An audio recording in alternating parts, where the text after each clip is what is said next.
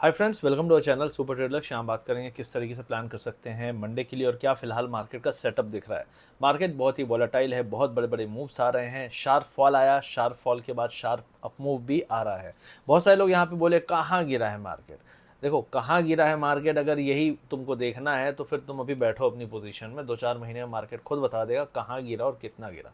लेकिन एक बात हमेशा कहूँगा कि मार्केट जिस तरीके से अप मूव दिखा रहा है, जिस तरीके से डीमैट अकाउंट्स खुल रहे हैं, जिस तरीके से लोग जो 2020 के बाद आए हैं, जिनको पीछे का कुछ भी नहीं पता, उन्हें ये लगता है कि मार्केट कभी नहीं गिरेगा, मार्केट हर डिप बाय करने के लिए है। उन लोगों को सिखाने के लिए ही 2000 हुआ था, उन लोगों को सिखाने के लिए 2007-8 हुआ था, और उन लोगों को सिखाने के लिए 2013-14 में जो क्रैशेज आए थे, 2015 में चाइना में आया था। तो मार्केट आपको सिखा के जाएगा, और 3-3, 4-4 साल में ऐसा इवेंट आता है जो कम से कम जो ये लोग आए हैं 2020 के बाद, इससे 50% लोग को ये कहने पे मजबूर करेगा हम भी गए थे शेयर बाजार में, बहुत पिटाई हुई और लौट आए।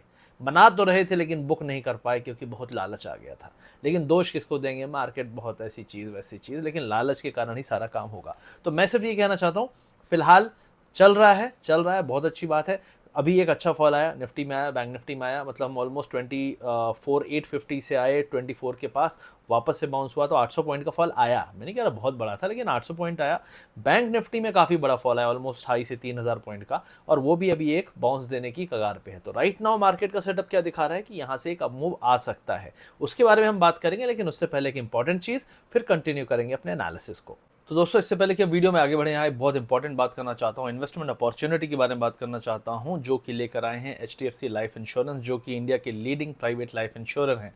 ये अपॉर्चुनिटी आपके सामने आई है एक NFO के थ्रू, और ये NFO बंद होने वाला है 4 दिन बाद। 31 जुलाई को इसकी लास्ट डेट है, तो उससे पहले आपको इसको अवेल करना चाहिए। तो वीडियो का पिन कमेंट और डिस्क्रिप्शन में लिंक है, उसको ज़रूर चेक करिएगा ये वीडियो देखने के बाद। तो आइए इसके बारे में कुछ समझा देता हूँ कि ये फंड है क्या, क्योंकि ये फंड आपको जनरेट करके दे सकता है अल्फा। अल्फा क्या होता है?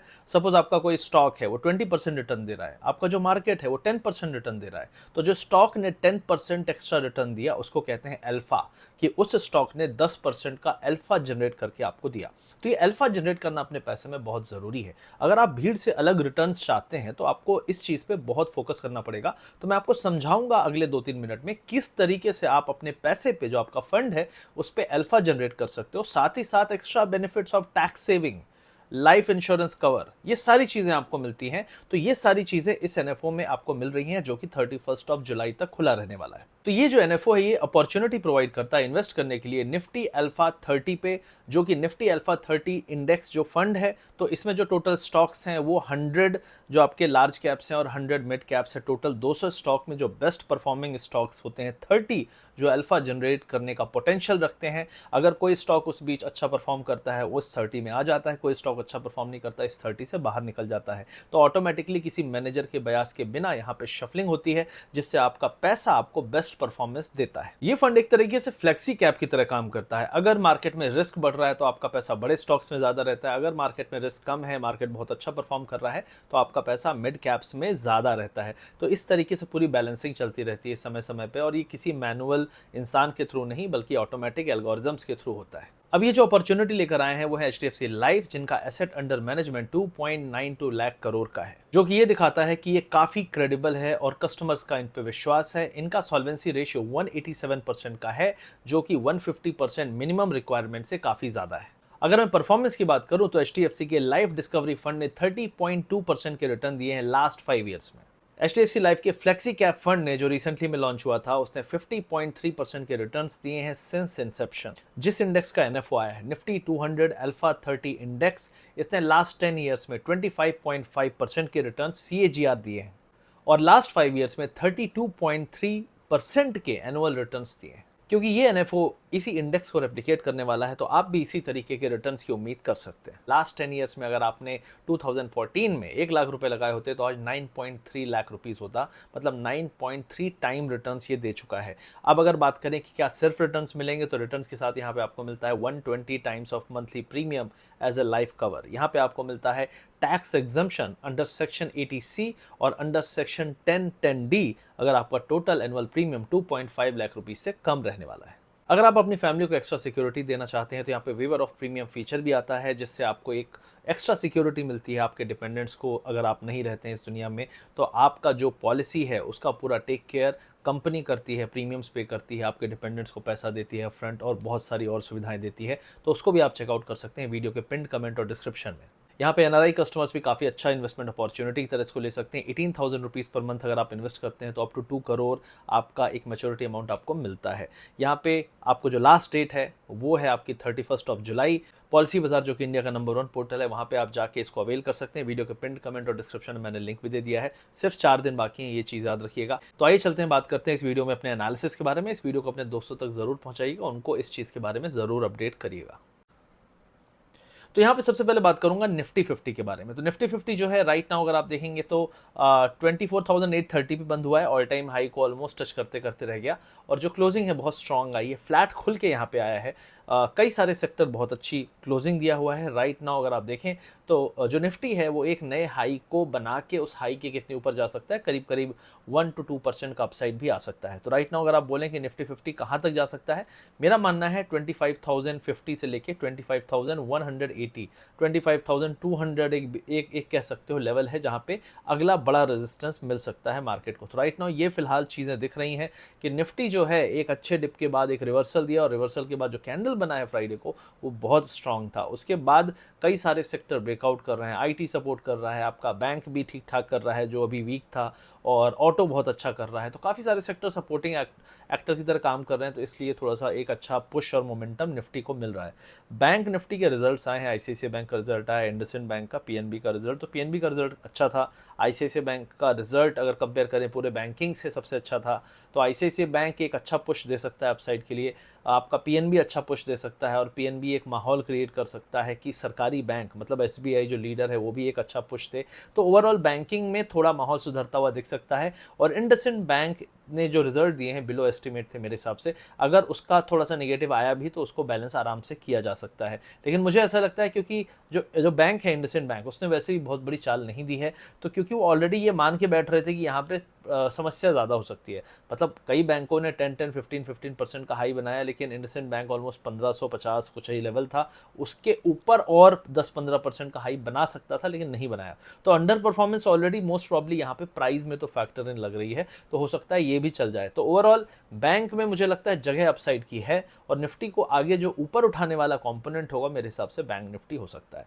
तो ये फिलहाल मुझे दिख रहा है यहाँ पे। तो बैंक निफ्टी का जो लेवल है, तो निफ्टी का लेवल मैंने क्या बोला, 25,050 से लेके 25,180, और इसमें जो मेजर ड्राइविंग फोर्स होने वाला है वो होने वाला है आपका बैंक निफ्टी। मंडे और ट्यूसडे दोनों मोस्ट प्रॉब्ली ये हो सकता है। वेडनेसडे को एक्सपायरी भी है, मंथली एक्सपायरी बैंक की वेडनेसडे है, तो वो भी एक शॉर्ट कवरिंग अगर शुरू हुई तो वो आपको फिर एक झटका शुरू कर देगी देना, जिस तरीके से आपने निफ्टी को भी देखा अच्छा मूव देता है। तो यहाँ पे हो गई है। बैंक निफ्टी की बात करूँ तो 51,300 पे हमारी क्लोजिंग आई है। 51,080, 51,150 एरिया था जो एक रेजिस्टेंस था, उसके ऊपर हमने क्लोजिंग दी, अच्छी क्लोजिंग दी है। और 51,300 के ऊपर 51,750, 800 और 52,300, ये दो लेवल हैं जो बहुत आसानी से आ सकते हैं मेरे हिसाब से। अगर आईसीआईसीआई बैंक ने अपनी चाल पकड़ ली, एचडीएफसी भी ऑलरेडी ठीक ठाक चाल पकड़ता है, बहुत ज़्यादा फॉल तो नहीं आया रिजल्ट्स के बाद।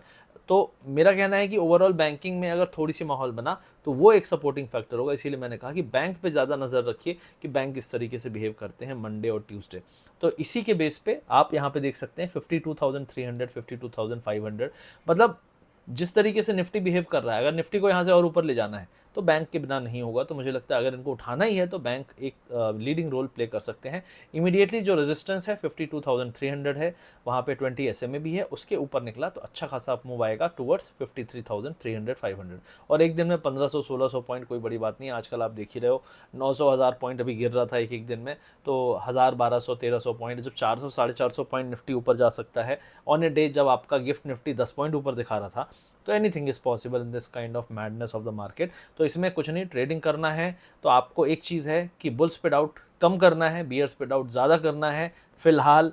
लेकिन जब वो समय आएगा कि जब आपको बुल्स पे, हर बुल पे डाउट करना है, वो एक बड़े किसी रीज़न या इवेंट के कारण ही मुझे लगता है आएगा। अदरवाइज़ मार्केट यहाँ से इतनी आसानी से नहीं मुड़ेगा। हम जो कह रहे थे कि market can fall on its own wait, फिलहाल मुझे ऐसा नहीं दिख रहा है क्योंकि लिक्विडिटी इतनी ज़्यादा है। कई लोग बोलेंगे अरे फंडामेंटल है ये, अरे कुछ अंडा फंडा नहीं है, सिंपल है लिक्विडिटी। पैसा आ रहा है, डीमैट खुल रहे हैं, लोग पैसा डाल रहे हैं, लोगों को 500 का शेयर 5000 में खरीदने में मज़ा आ रहा है। जब वो 500 वाला 5000 से वापस से 1000 आएगा तो फिर बोलेंगे हम लुट गए, बर्बाद हो गए। लेकिन वो बात की बात है, तब हम फिर बात करेंगे, फिर बोलेंगे हाँ यार एक लड़के ने बोला था, हमने उसको खूब गरियाया था, लेकिन अभी समझ में आ रहा है कि मार्केट ऐसे ही चलता है और हम लुट गए। उन लोगों की बात मान के जो बोल रहे थे बस लेते जाइए लेते जाइए लेते जाइए, बेचना नहीं है क्योंकि पहले हम बेचेंगे फिर आप बेचेंगे। तो यही होता है, सही बात है, राइट।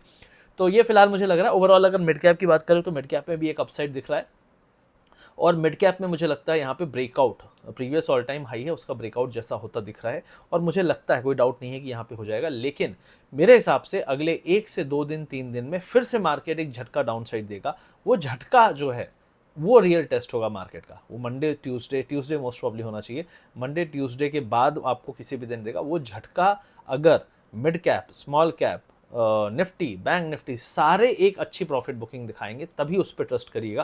क्योंकि जब इस बार बजट में टैक्स बढ़ाने के कारण मार्केट गिरा तो मिड कैप ने बहुत शार्प रिकवरी दी, कई सारी चीज़ें नहीं गिरी, निफ्टी बहुत शार्प रिकवरी दिया। तो ये दिखा रहा था कि यार ये फॉल तो नहीं है, हाँ गिर रहा है, बैंक निफ्टी गिर रहा है, लेकिन ओवरऑल नेट मार्केट में उस टाइप का माहौल अभी नहीं है। तो यही मैं कह रहा हूँ, जिस दिन वो फॉल आएगा उसमें सारे पार्टिसिपेट करेंगे और जब तक वो ना आए तब तक बहुत सेलेक्टिव रह के ही काम हो सकता है। अदरवाइज आप सोचें कि और ऐसा भी नहीं है कि यार सारी चीज़ें ऊपर जाएंगी, एक सेक्टर को पीटना शुरू करेंगे तो बैंक निफ्टी की तरह आपको अच्छा खासा फॉल देंगे। बैंक निफ्टी में जिसने शॉर्ट किया होगा बहुत पैसा बनाया, उसी टाइम पे जिसने मिड कैप शॉर्ट किया या निफ्टी शॉर्ट किया उसने कुछ खास नहीं बनाया। तो ये बहुत टफ है, ये ट्रेडिंग को बहुत टफ बना देता है कि मैं किसको शॉर्ट करूं किसको शॉर्ट ना करूं। और इसलिए पिछले 2 महीने बहुत सारे लोगों के लिए जीवन के सबसे टफ दिन रहे होंगे ट्रेडिंग के मेरे हिसाब से। और लोग कह भी रहे हैं कि अरे अरे क्या हो रहा है क्या चल रहा है। मैंने कहा जो भी चल रहा है फिलहाल के लिए एक ही तरीका है कि अपने टोटल कैपिटल में से 80% बाहर कर दो, 20% से ट्रेड करो और उस 20% में बिल्कुल ऐड मत करो, चलने दो जो चल रहा है। अगर आप सर्वाइव कर गए अगले महीने 15 दिन और, तो आप अच्छा कर जाओगे अगले मतलब second half of this financial year. क्योंकि ये part of financial year is always like this only. ठीक है, तो ये चीज़ हो गई। उसके अलावा आईटी की बात करूं तो आईटी ने फिर से एक अच्छा स्ट्रॉन्ग कैंडल बनाया है। जो हाई था रिसेंट का उसको ब्रेक किया है। मेरा मानना है प्रीवियस ऑल टाइम हाई भी ब्रेक किया है मेरे हिसाब से। तो जो ये हाई बनाया है इसके हिसाब से मेरे को ऐसा लगता है कि यहाँ पे आपको और थोड़ा अपसाइड मिल सकता है। लेकिन आईटी क्योंकि ऑलरेडी चल चुका है और आईटी में करेक्शन भी नहीं आ रहा है। एक और इंपॉर्टेंट चीज़ है, डेली कैंडल देखेंगे तो ऐसा लग रहा है कि यहाँ पे हर कैंडल ग्रीन बन रहा है। ठीक है, मतलब एक रेड आएगा तो 4-5 ग्रीन आ रहे हैं। तो इस तरीके से ये दिखाता है कि स्ट्रेंथ है इसमें। तो आईटी में क्या होगा, जब कहीं और से पैसा निकलेगा तो भी आएगा और आईटी अपना फंडामेंटल में तो चलेगा ही चलेगा। तो ये दोनों का बेनिफिट यहाँ पे आईटी को मिलता हुआ दिख सकता है। उसके अलावा यहाँ पे मेटल ने बड़ी तगड़ी रैली की है और मेटल मेरे हिसाब से अगले हफ्ते का लीडर हो सकता है। तो इस पर नज़र रखिएगा, मेटल स्टॉक्स यहाँ से 4 से 5% चल सकते हैं। उसके अलावा अगर आप बात करोगे तो ऑटो ने भी एक अच्छा मूव दिया है। लेकिन ऑटो मैंने कहा जैसे कि fundamentally I am not very much in favour कि जो चीज़ें चल रही हैं वही है कि यार सब कुछ सस्ता मिल रहा है, खरीद लो। लेकिन फंडामेंटली मुझे ऐसा नहीं दिख रहा है। हाँ, पीएसयू बैंकिंग में पीएनबी का रिजल्ट क्योंकि अच्छा आया है तो मुझे लगता है पीएसयू में भी एक किक मिलना चाहिए। क्योंकि पीएसयू सपोर्ट नहीं करेगा तो बैंक निफ्टी भी सपोर्टेड नहीं रहेगा। तो सरकारी बैंकों को भी सपोर्ट करना पड़ेगा, लाइक एसबीआई, पीएनबी। और प्राइवेट बैंक में आपका आईसीआईसीआई, एचडीएफसी 2 लीडर है। एचडीएफसी का रिजल्ट भी ठीक आया था, मतलब उम्मीद उसके एस्टिमेट और जो प्रोजेक्शन से बेटर आया था। आईसीआईसीआई का रिजल्ट जो है बाकी पूरे बैंकिंग में प्राइवेट में अच्छा आया है और उतना बुरा नहीं आया जितना उम्मीद की जा रही थी। तो ओवरऑल ये सारी चीज़ें थोड़ी सी बूस्टर प्रोवाइड कर सकती हैं। ये फिलहाल ओवरऑल सारांश है इस वीडियो का। और वीडियो अच्छा लगे तो इसको लाइक करिए, शेयर करिए, वीडियो के पिन कमेंट को चेक कर लीजिए। जो एनएफओ है उसके बारे में डिटेल्स आपको मिल जाएंगी। और लाइक और शेयर और सब्सक्राइब कर दीजिएगा क्योंकि मैं यूट्यूब लाइव भी करने वाला हूँ मोस्ट प्रॉब्ली नेक्स्ट वीक। तो उससे आपको लाइव में हम लोग डिस्कशन करेंगे साइकोलॉजी, मार्केट और बहुत सारी चीज़ें, तो वो भी आपको नोटिफिकेशन मिल जाए। Thank you very much, see you soon, take care.